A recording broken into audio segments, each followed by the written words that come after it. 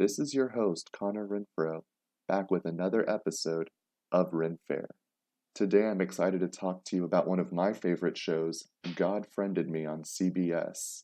This comedy drama premiered in September of 2018 and follows the adventures of Miles Finer, an atheist podcaster who gets a friend request from God. He has his own Facebook. Miles is his only friend. Through friend suggestions, page recommendations, and other Facebook tools like, God dropped a pin here, God liked this taco cart. This God account sends Miles and his friends to find people in New York City who are in need, and then it's up to Miles to, help them.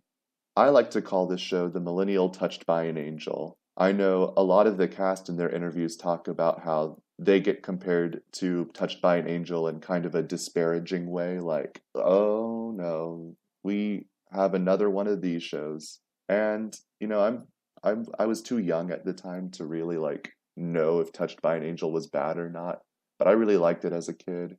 I remember watching it with my mom and crying every episode because I'm a huge crybaby and I just love heartwarming stories so much.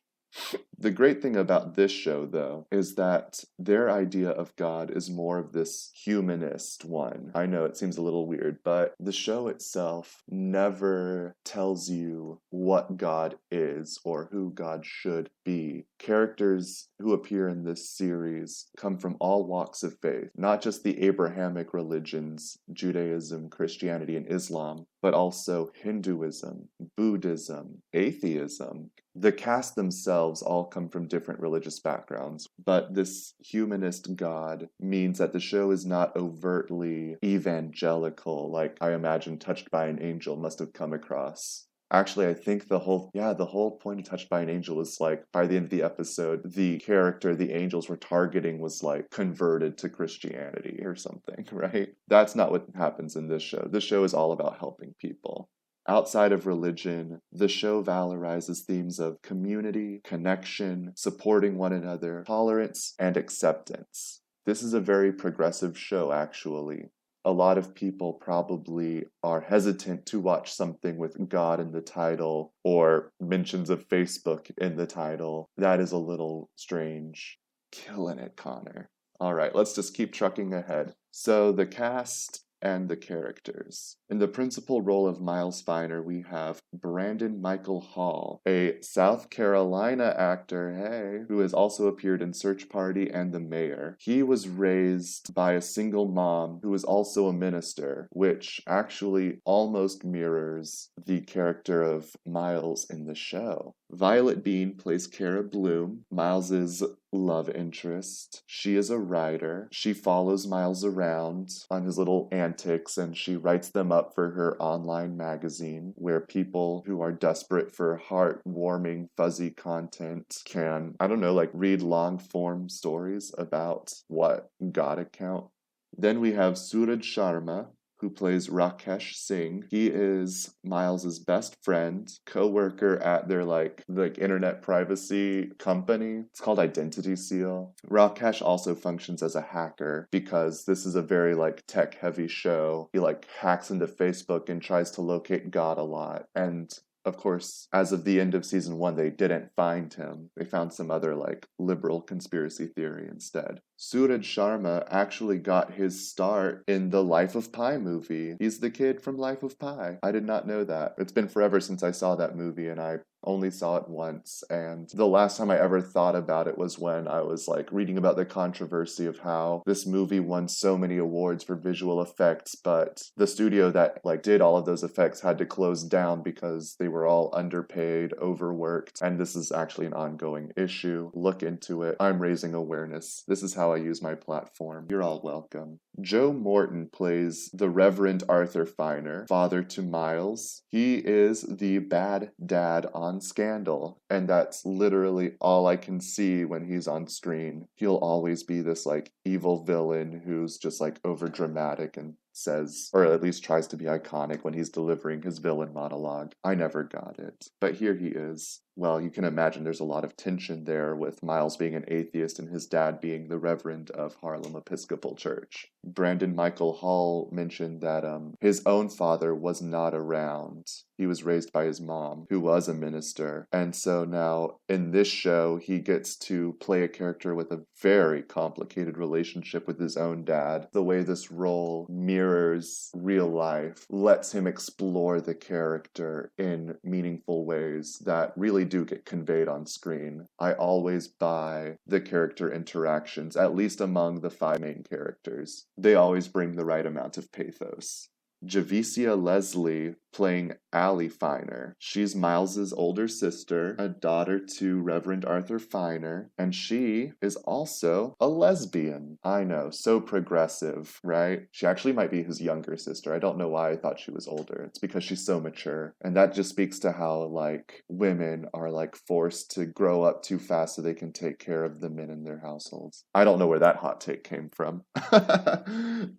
Yeah, Allie is going to school for psychology, but she's also tending bar in the Lower East Side. It really seems like she's the only person who works at this bar. Like, I was even, like, under the impression she owned it for a while. Like, she's the only person behind the counter. She has just, like, unlimited ability to, like, hang out with her family. She hosts the God Squad whenever they're, like, thinking about how they're going to approach their next mission. And she also has this interesting struggle with, she doesn't struggle with her sexuality, but she does struggle with the religious community at large, which are not always as accepting of her as they should be. And then the true final and most important character in the show is New York City, because you can't have a show in New York without telling everybody every 5 seconds you're in New York, right? Most of the filming happens right around where I live in the Harlem and Washington Heights area. I see their, like, location signs all the time. I see their trailers all the time. The church that's supposed to be Harlem Episcopal on the show, I walk past that church, like, every time I go grocery shopping. I've never seen any of them in real life somehow, but I've walked through, like, location several times. I've seen all of their, like, trailers. I just have not been lucky enough to walk through at just the right moment. They also shoot a lot on the Lower East Side, right around 2nd Avenue on the F line, like I mentioned. That's around where Allie's bar is located. And I mean, those are the 2, like, locations they are the most. They also go throughout the city a lot, too. It's fun. It's cool. I'm literally always seeing, like, don't park here because we're going to film an episode of the God Friended Me. Critical reception for this show is middling. Critics, I've seen, like, their little reviews, and they always fall between, like, the aggregate scores always fall between 50 and 60%. It's not beloved by the critics because it's, like, a sappy CBS comedy drama, right? It's contrived, it's feelsy, but fans love it. And when I was scrolling through some of the critical reviews, you know, I was, like, scouring the web for, like, some take on the show that I could, like, open my mind to. I encountered a review by renowned atheist Hemant Mehta. I think his platform is called The Friendly Atheist, and he wrote a review on the pilot of God Friended Me for the website Patheos. Mehta took issue with the portrayal of atheism on the show. In his review, he brings up a scene in the pilot where Miles Finer is asked why he's an atheist. Miles then delivers his tragic backstory about his mom was diagnosed with breast cancer, but then she went into remission and she was going to be okay, and on the way home from the hospital dies in a car accident. Yeah, that is, like, the level of cheese you can expect from this show, right? It has to be this hammed up because it's, like, in that cruel irony where young Miles came to the conclusion that if God is good, then bad things wouldn't happen. And if bad things happen, God is not good. And I can't exist in a world that's, you know, controlled by an evil God, so there just must not be a God at all. Mehta sums this logic up to trauma. Wait a second, trauma? Where have I heard that before? I hope this doesn't become a running gag in this series. When I first read Mehta's review, my first instinct was to become defensive. Like, really? You want to nitpick the character's motivation to be an atheist. You want to but then I thought about it, I really thought about it, and I was like, yeah, for many people actually, especially if you're raised religious, they go through this journey where they doubt, they look into scripture, they read other views, other perspectives. Sometimes they even have to come into contact with narratives of how religion has harmed humans throughout history, or maybe they have their own baggage with an abusive church. Well, that's getting into trauma. And the point is, sometimes the switch to atheism is a pragmatic one, is a practical one, is a well-reasoned and logicked one, and has nothing to do with trauma, has nothing to do with oh, I hate God and I hate my parents and I hate the church and I'm just gonna become, what Christians believe to just be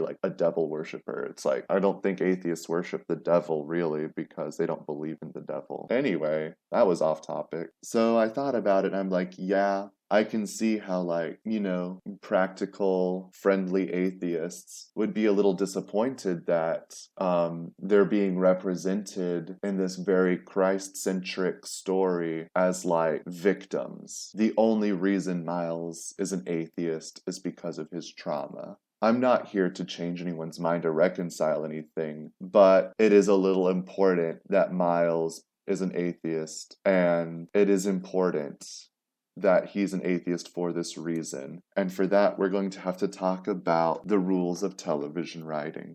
Something fun to learn about me. I actually have taken a couple classes in how to be a TV writer. I'm part of a TV writing group. I've submitted drafts of my own original pilot to festivals, and I've even been read in one. It was awful. Don't ever search for it, please. My writing wasn't terrible. The actors were terrible. I'm not gonna get into it. But yeah, I have a lot of experience with TV writing theory. Not the business side of it, but the theory of writing and drafting and scripting. The elements of storytelling for the screen. And one of the first things you learn is the importance of narrative tension. In order for the show to be gripping, every single interaction has to have a kind of tension within it.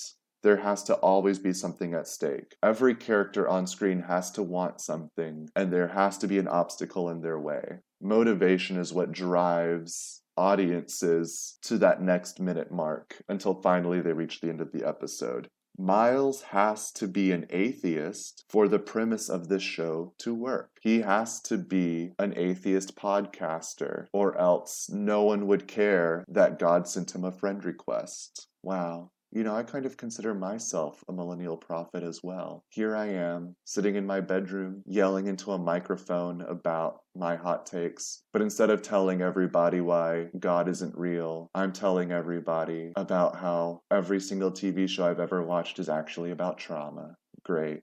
Here's one of the rules for writing the best possible protagonist for a TV series. They will be the least likely candidate to be able to solve the central conflict, and yet they are the only one who can.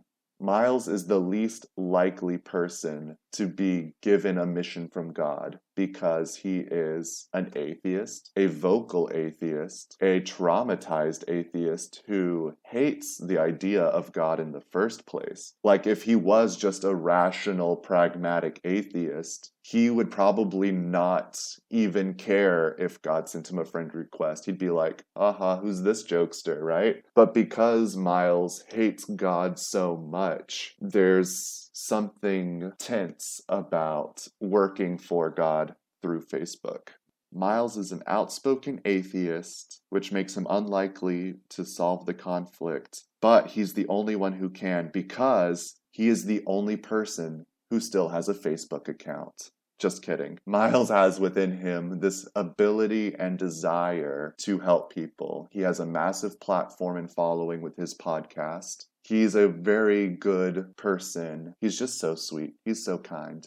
He's so good. He just wants to help people. He's also driven to solve the mystery of who God is, which is, on one level, who is the person running this Facebook account who knows intimate details about everybody in New York and can, like, guide me on these paths. But also, who is God? Why did he allow my mom to die? How can he be so good in some instances and just so awful in others? What is my place in the world? There's layers to it. Another rule in TV writing is that the character's need will always be in direct conflict with that character's defining characteristic. Every character, especially in the beginning of the series, before they're completely fleshed out. So in the pilot, you'll be given a character and you'll see that they have like one essential defining characteristic, and that's what the audience is supposed to latch on to and help them understand that character as their relationship with that character will grow. And Miles's defining characteristic is atheism. He's an atheist, right? But what is his need? And why is that, in conflict with his atheism? I'm sure a lot of people know about the difference between want and need. The character wants something, and that's what drives them forward throughout the episode. But the character also needs something, and the character doesn't always know what they need. Either that need is met or it's not met, and the character will have some kind of epiphany, revelation, development, or not. And this is all original analysis right here. I didn't get this from research. I came up with this myself. So all credit to me. What Miles needs is to overcome the trauma of his mother's death and fully rejoin the world, accept it, understand that connection is what saves us, right? In this technological age, we're all isolated with our devices. Our social media only serves to further that gap between persona and identity. And I guess Facebook is supposed to represent some kind of beacon of connection, branded content. I'm not buying it. I don't think the vast majority of viewers are buying it, but it's a useful narrative tool. Sure, why not, Facebook? If you can just swallow that pill, the rest of the show is delightful, I promise. Because Miles's atheism is a direct product of his trauma, his ultimate journey to healing will involve grappling with questions of faith, questions of community, questions of connection. He's understanding the common bonds of humanity that join us all. Other sources of tension in this show: the fact that Miles' sister Allie is a gay Christian trying to find her place in the faith. Her role is just too small. She's not even really a main character. Not to disparage the character. It's actually a crime what the writers do to her. Because I think she is honestly the most inherently fascinating on her own. Atheist podcaster, digital magazine writer, a hacker who works for internet security and privacy, a reverend with an atheist son. Only Allie truly has these wonderful contradictions that she wears on the surface. Gay, Christian. When we meet her, she's pretty much already kind of reconciled the two. She's openly gay and she's openly of faith at the same time. And I think that's very interesting. Could have a lot more done with it than is done, instead of, always being relegated to the D storyline, if they bother to put her in an episode at all. She works at the bar where everybody's always hanging out. You would think that she would take a more active role, put her psychology degree to better use. Put her connections with gay New York to use. That gossip mill that just exists with all the gays in New York City. Was that enough to get me canceled?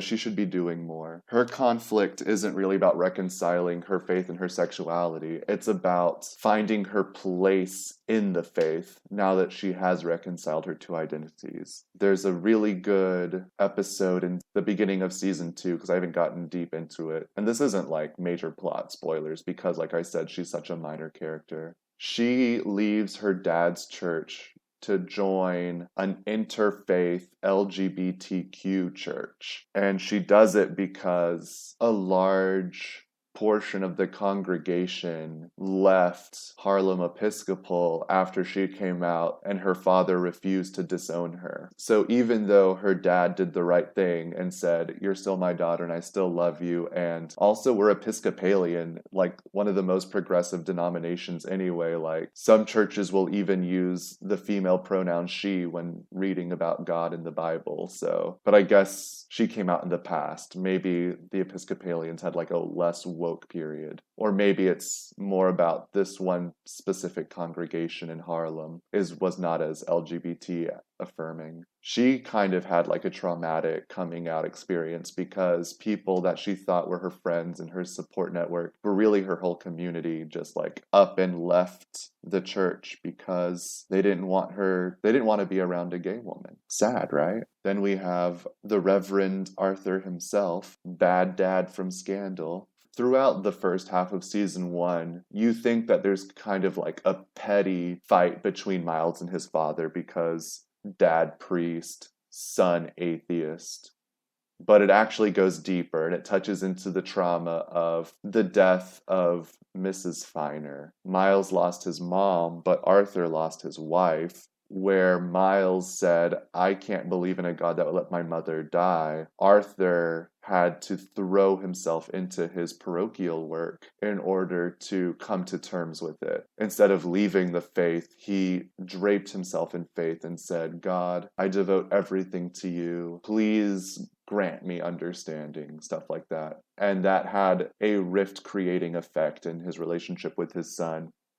So what we think is kind of like a petty feud between them based on pure identity turns out to be like this ongoing rift between Miles needed a father and Arthur was too caught up in his own grief and turned to the church and probably added to what faith means to Miles in terms of like this antagonistic force that isn't actually all good. So Arthur's development through a lot of this series is similar to Miles in which he also has to re-enter the world. He has to open himself up to being vulnerable around people. He has to see other perspectives. It's almost easier for Miles to like see religious perspectives that aren't his own because one, he was raised in one faith, and now after leaving it, I think he has like an idea of like semi-permeable membranes around different religious groups, and like he's not openly hostile. Well, it is an interesting contradiction because his podcast is like very anti-Christian, and yet he's able to get along with people from other faiths without like ever dissing them, ever trying to convert them to atheist. That really does come down to like trauma and daddy issues more than like an actual. And again, he's not like a pragmatic, "I studied the Bible and came to terms with that, I just don't believe," as a matter of course. Arthur has more difficulty in seeing other people's perspectives and points of view. Faith is the only thing that makes sense to him when the rest of the world is so chaotic. God didn't take his wife away, the world took his wife away, and the only solace is dedicating himself entirely to God.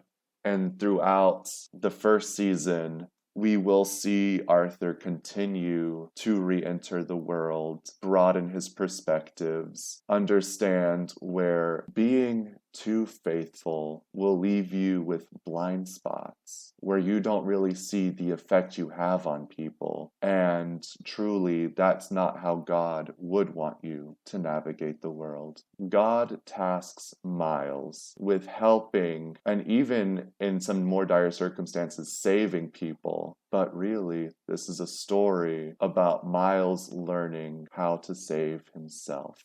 And it's not him rising to the occasion and saving himself, but allowing himself to be saved by the community he is creating. I'm Connor Renfro. This was RenFare. Thank you for listening.